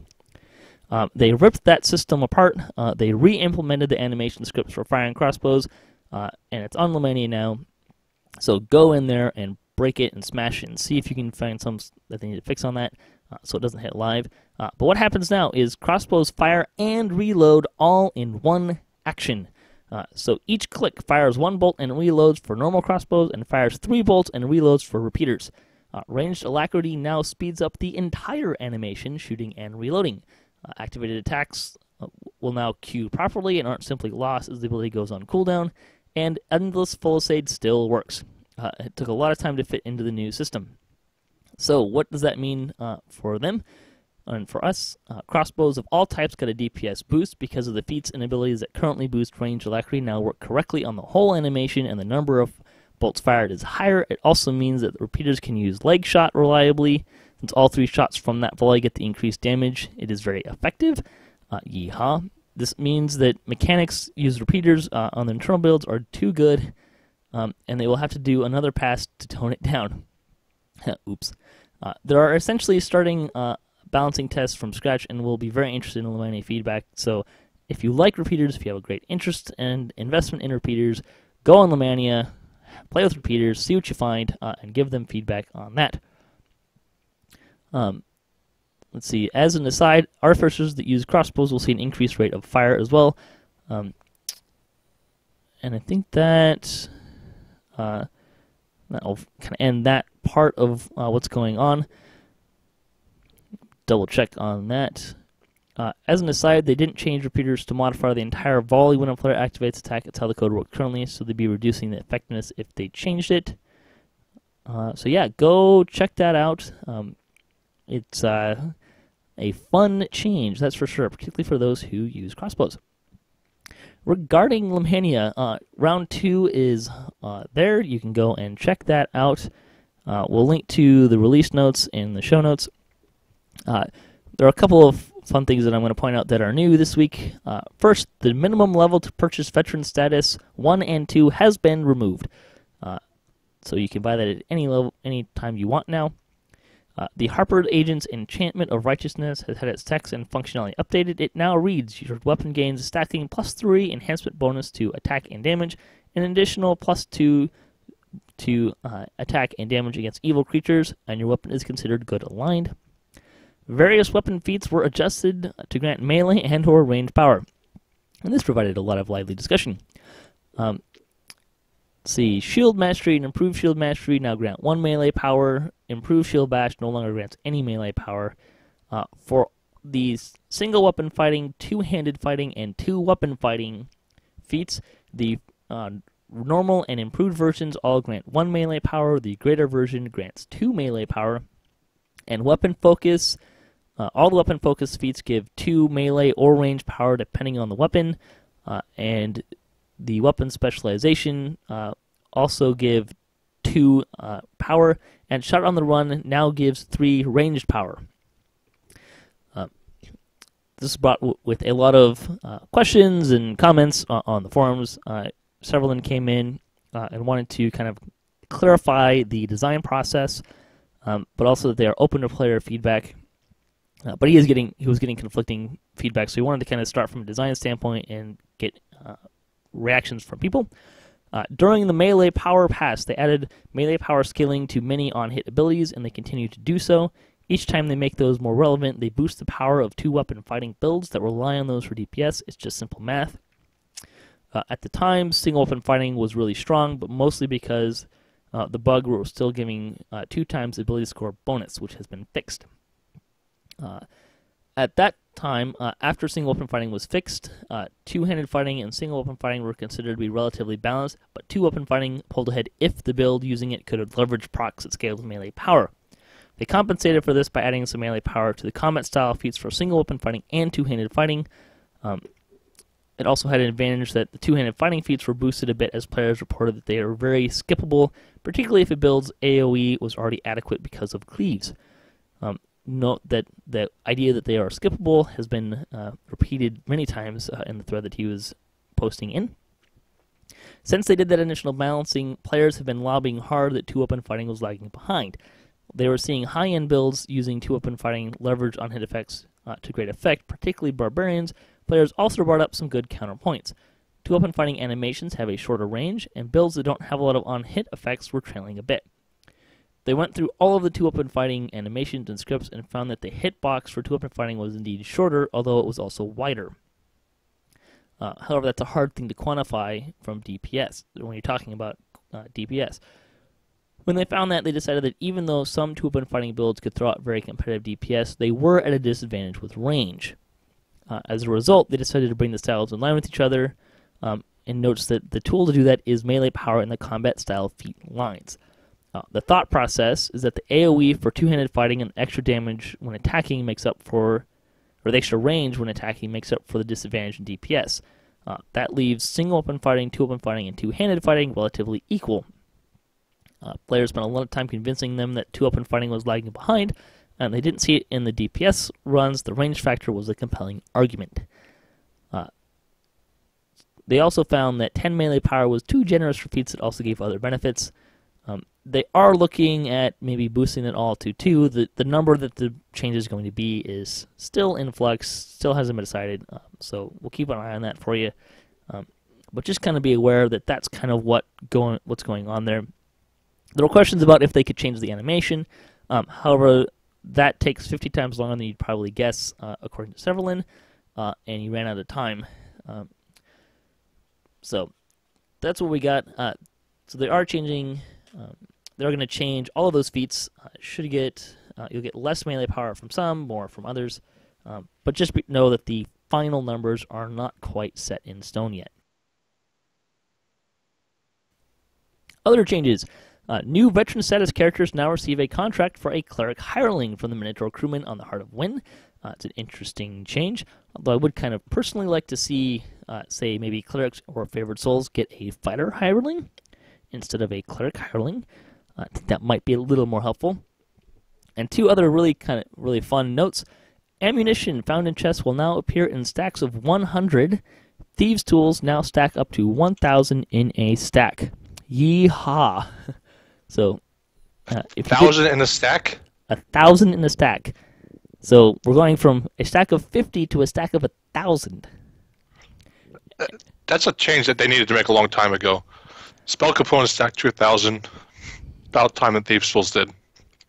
I don't think I necessarily had a huge opinion on that one way or the other. However, I will certainly say that Thieves' Tools stacking up to 1,000 is a major change in how you approach that. I don't know if I'll ever run out of Thieves' Tools again. That's a huge change. And ammunition also appearing in stacks of 100. I'm kind of a little bit on the fence with that. It probably means I will be less inclined to loot them because they'll take up more inventory slots because they'll bog up my... Well, I don't know, maybe. I kind of have the sense that they might bog up my quivers a little bit too much if you keep finding some of the same ones. But, maybe that won't be as big of an issue. We'll see. Now the question is, are healing kits and repair kits going to stack to 1,000? Not that anybody ever actually uses them. It's an interesting question. And yeah, I don't know that anyone really uses them.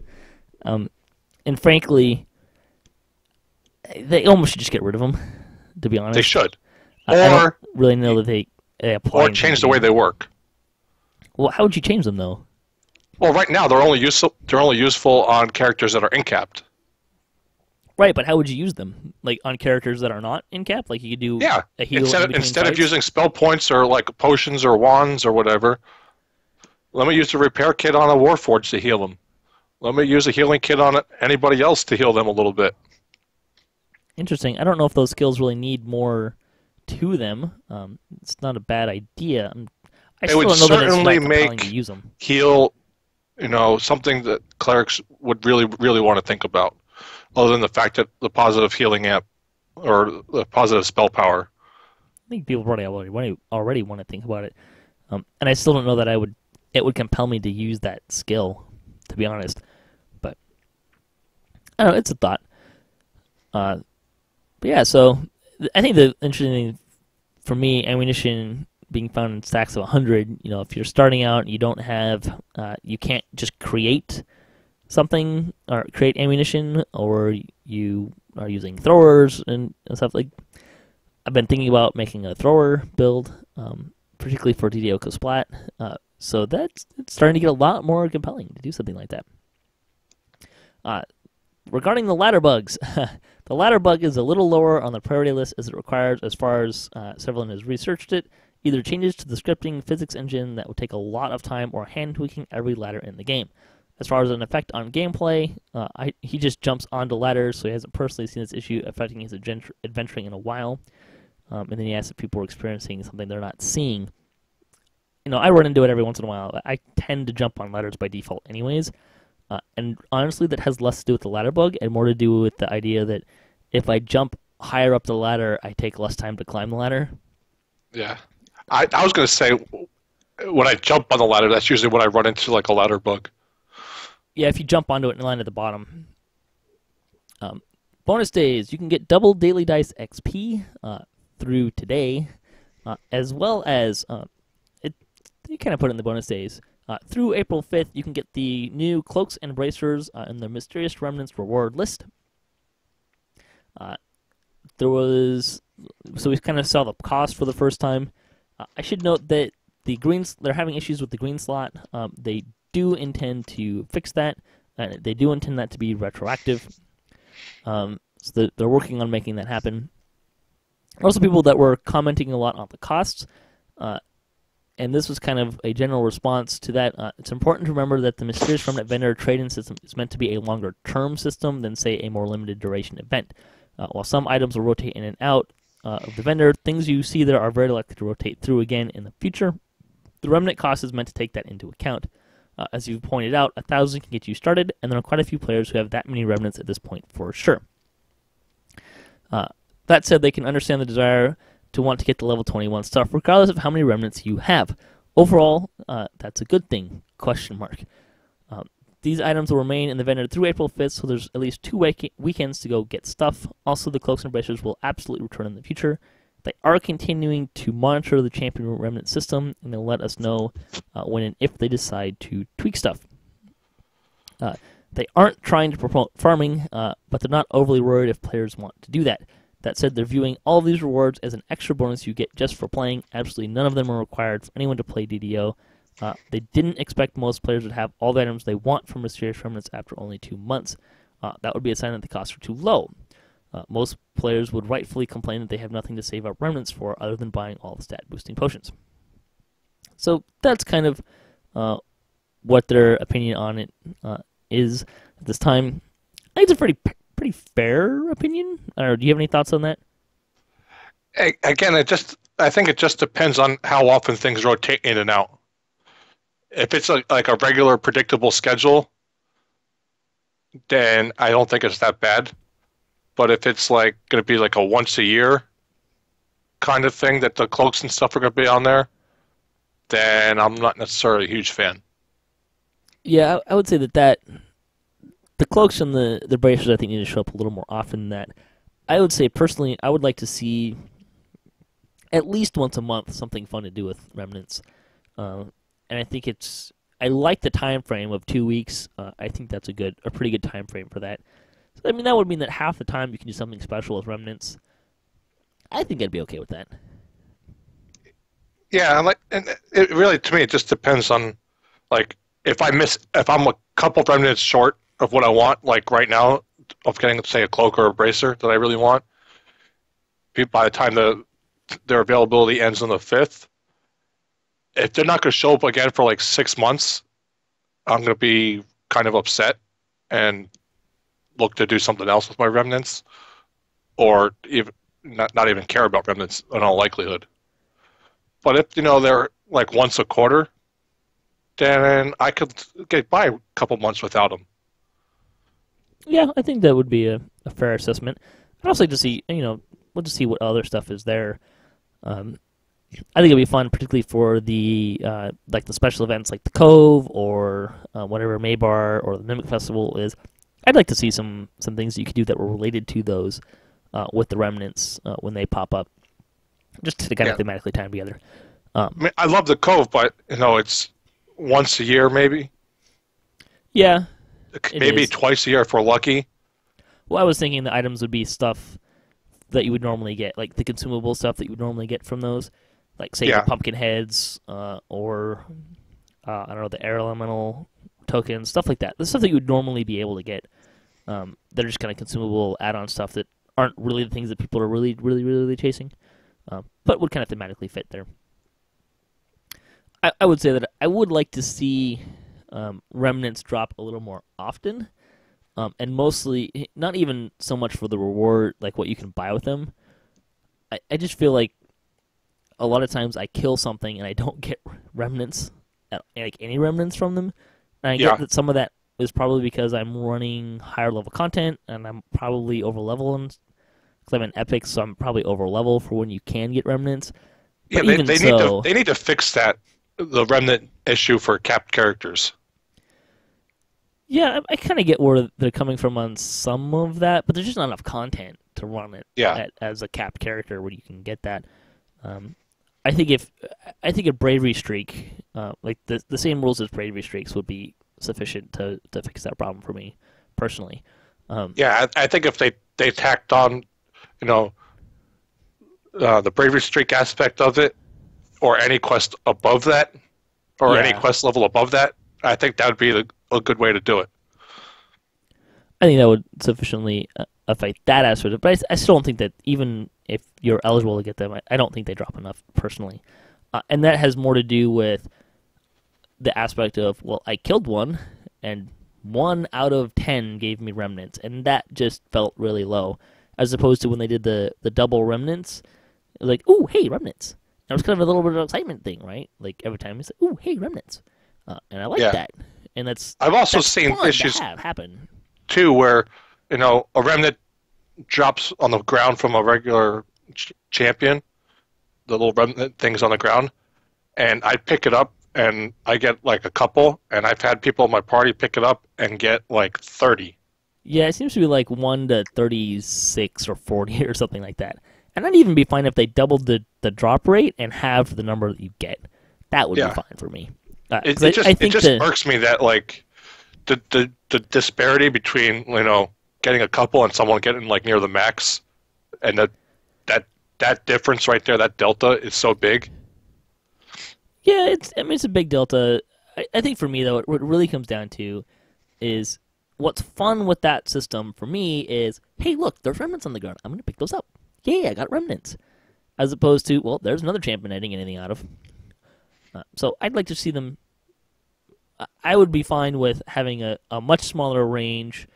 I would be even fine with it if the range was more like 1 to 15, 1 to 10, 1 to 15, and they showed up 2 to 3 times more often. That would be my personal preference. And maybe you were more often getting 1 to 4, and then getting higher numbers would be a more rare thing. But with any case, yeah, that would work. Yeah, I think we're kind of saying two different sides of the same coin. Yeah, I want to see remnants on the. Well, I don't really want to see them on the ground. I want them to go straight into my pack, but I want to get remnants more often, and I'm fine with making balance adjustments to how many I'm getting to make that happen. Store news, through April 2nd, you can get 20% off of Astral Shards, Guild Renown Elixirs, you can get 50% off of a Guild Charter, and 50% off of Guild Airship Beacons.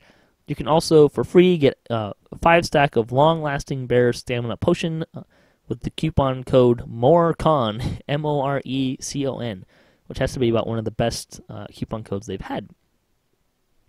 Yeah, and just so people know, that is Thursday of this coming week. Yeah, that's when that ends. The DDO Chronicle, the 135th Chronicle. Savella is organizing the 6th Annual Halfling Summer Games. Yeehaw.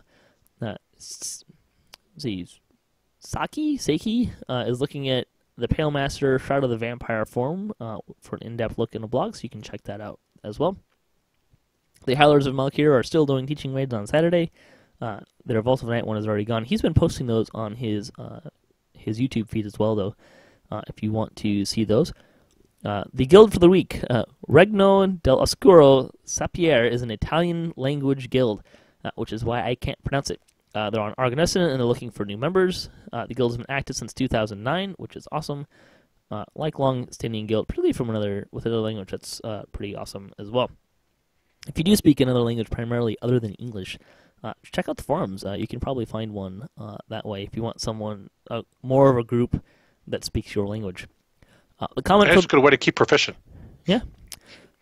That's another point if you want to work on your language. The comment for the week: would food with an enchantment bonus taste better or just be better for you, and why? Steiner, why don't you answer this first?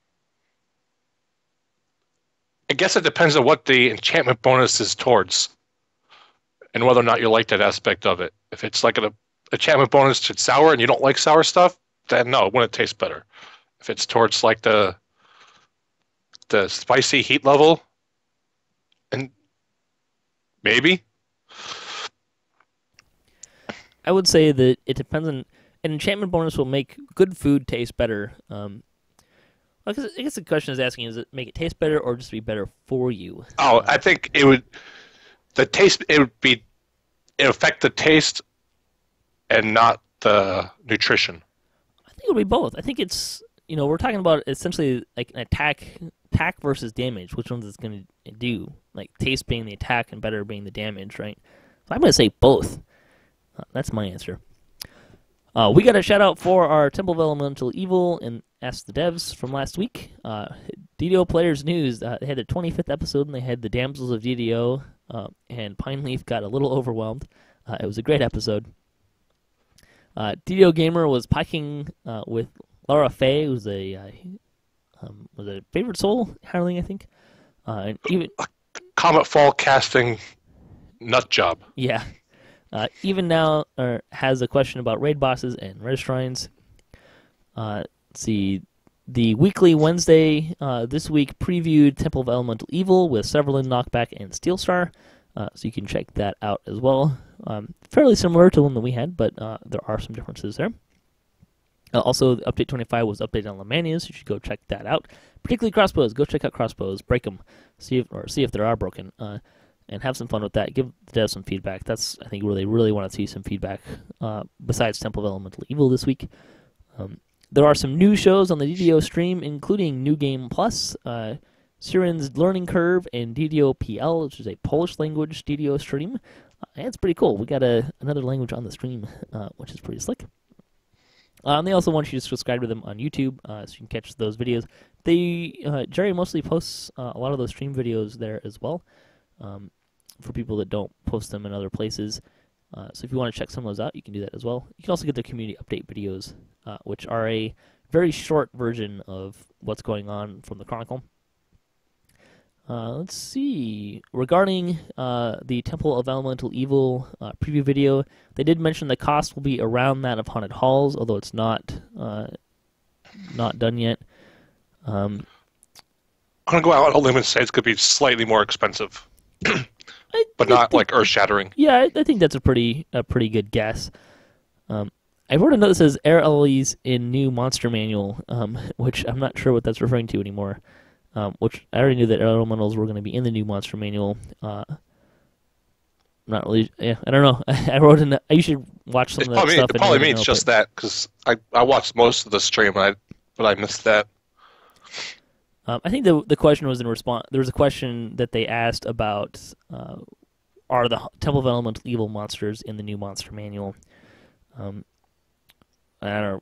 Yeah, I don't know where that note came from. I apologize. Let's see. I already mentioned the player's news. Ordos Eclectica had a Drow in Despair blog, which is talking about taking his Drow Shuriken into soloing Tower of Despair. DDO Gamer had a blog post on equipping a rogue. Who's talking about how to gear up an epic level rogue as well. Let's see. DDOcast news. We had DDOcast Splat 8. And pro tip, always do a sound check. Somebody who was recording it forgot to record the sound. Oops. So you can watch us, but you can't hear us. And I apologize. You would think a guy who's been doing sound for 15 years would know better, but I didn't do a sound check because I was farting around with trying some other things while I had people on Skype, and I forgot to turn the sound back on. So I would say apologize. the guy who's been doing sound for 15 years is probably the guy who's going to forget to do the sound check because he's so used to doing it. You know, usually I don't. Usually I always do a sound check. And like I said, I was trying to tweak it. I was playing with using Skype and trying to figure out how to import the video and that, and I was doing some other things. And then we started gathering, and I just kind of forgot to turn the sound back on. So I apologize. It's kind of a lousy watch, I'm sure, but I will try to do better. We should make a contest for that then, for people to like apply your own soundtrack. Yeah. Hey, yeah, Twisted Flicks is what. There's a group around here that does that. It could be interesting, but there you go. I apologize. It's out. You can watch it, but I'm sorry. Let's see. Lightning post for the week. Compera wrote in. Was amused to hear all three people make the same complaint about the Mimic event, which they summarized as, quote, I already have a lot of high-level gear, so only high-level gear is good for me personally, end quote. I kind of wanted to speak to that a little bit. He also kind of went on to talk about how the event should cater to everyone. Just to be clear, we all have that, all of us who are talking about that, have the opinion that the event should cater to everyone. I think that's kind of a misquote of summarization of what we were saying. We found that the randomization of the cards combined with the specificity of the card to reward conversion to be unappealing for us, partly because we already had a lot of that gear. We weren't really looking for anything specifically, but when we were looking for something, it made it hard to get. And we didn't really like that there. Yeah, it's not as fun as like the Cove, where it's a lot easier to figure out what it is you can get and can't get. Yeah, I think we all kind of made the point that what we really want was either an upgrade system like the Cove or Maybar used to have, or we want something more along the lines of the Anniversary card event where it doesn't really matter what two cards you get, you're probably going to get something that would be fun and useful. Case in point, like the Anniversary card event had a ton of consumable stuff. And maybe that wasn't the best thing you wanted, but I think that would have been a much better reward system if they would have used more or less the same kind of system as that. And I didn't turn in any cards. Instead, I just sold my moats on the auction house. I kept my moats in case it comes back and I want something. I didn't have a ton anyways. I wasn't really farming for them because, at least for me, the kind of what they were saying was my beef with the event was that I already had a lot of that high level gear and I wasn't really looking for anything. It's fairly accurate. I mean, I wasn't really looking for anything out of that event. I had everything I pretty much wanted, but I had thought about maybe pursuing one or two things out of that, and found that I just wasn't interested in doing the conversion rate and the way that it worked. It just wasn't something I was interested in participating in. Was it the same cards from the anniversary event? No, I think they were different cards. I said I didn't make any cards. I looked on the auction house, but I didn't see any cards there, so I'm not sure if you couldn't put them on the auction house or what the deal was there. Because I heard people reference like cards 9, 10, 11 were really hard to get, and I'm thinking, well, we already had cards 9, 10, 11, so it are was they the exact same cards? In which case, it was the same basic system. So you needed 9 and 10 to make an 11. I kind of wish they just had started with card 13, because they did have 12 cards in the anniversary edition and just kind of built on the system. Yeah, that'd be a fair point. Let's see. I'm going to skip the survey question because we're long, and I was hoping that everyone would still be here for that. So with that, do you have anything you want to plug that you're doing, Steiner-Davion? No, I'm doing the cast splat with you guys. That's a lot of fun. And I'm really hoping we don't die. And other than that, I'm continuing to plug away on my completionist character, but he's kind of on hold right now because I want to run Temple of Elemental Evil with him before I epic and heroic reincarnate him into my swashbuckler. So I should mention, since I didn't record the audio, we talked about it on the show, but DDO Splat, this is not imminent, but it will probably change format a little bit because I think if I keep doing permadeath, I think on the third or fourth iteration of doing Korthos Island, people are going to want to see something a little different. So it will probably become not permadeath at some point, but still have some sort of rule set that makes it harder for us to play. I strongly think that we will not be using Resurrection Shrines, or we'll probably tweak the rules so that we're not playing permadeath. We'll tweak the rules we're playing under currently, so we're not playing permadeath. And maybe add some things like using daily dice and maybe even ship buffs that we can acquire as a group to make it a little more interesting, a little more fun.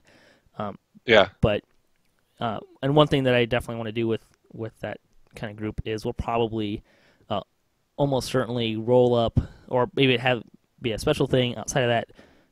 But DDO Splat, I'm planning on having everyone roll up level 7 veteran characters and going in there on at least hard with the veteran gear that you get, and see how well we do.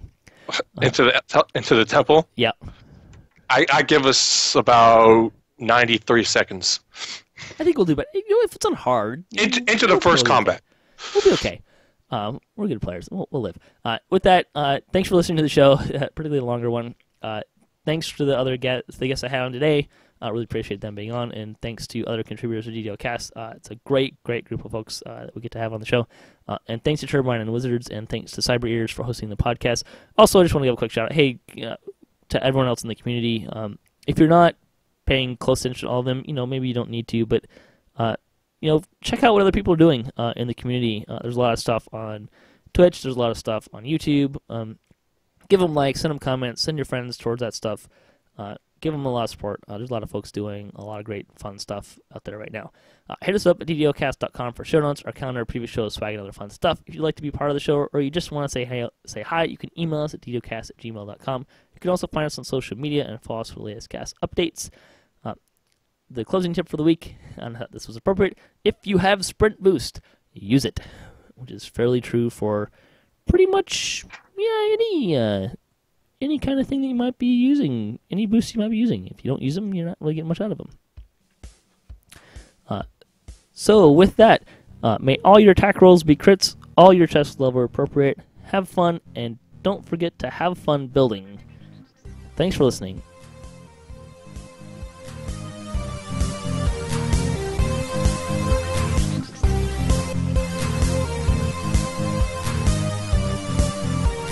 we off the air now?